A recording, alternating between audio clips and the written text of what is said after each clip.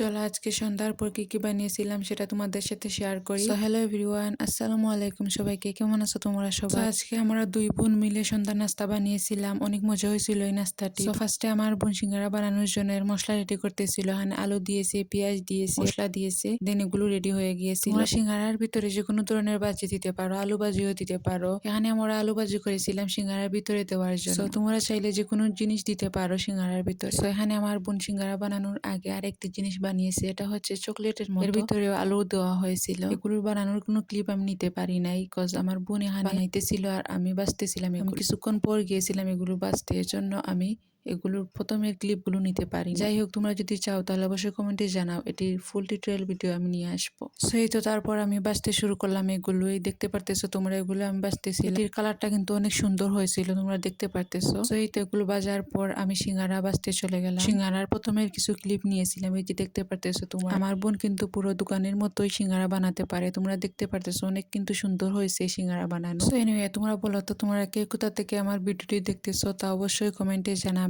আর তোমরা কে কে সিঙ্গারা খেতে পছন্দ করো তা অবশ্যই কমেন্টে জানাবে। সন্ধ্যার পর কিন্তু কিছু না খেলে হয় না, আমাদের কিছু না কিছু বানিয়ে খেতেই হয় সন্ধ্যার পর। কোনোদিন চা, কোনোদিন সিঙ্গারা, কোনোদিন সমোসা, কোনো কিছুই খাওয়া হয়। তো তোমরা কি কি দিয়ে সন্ধ্যার নাস্তা করো তা কমেন্টে জানিও। আজকে এতগুলো সিঙ্গারা বানিয়েছি, তোমরা লাস্টে দেখতে পারবে যে কতগুলো বানিয়েছি। খেতে খেতে শেষ হইতেছিল না এই সিঙ্গারাগুলো, কিন্তু অনেক মজা হয়েছিল এগুলো খেতে।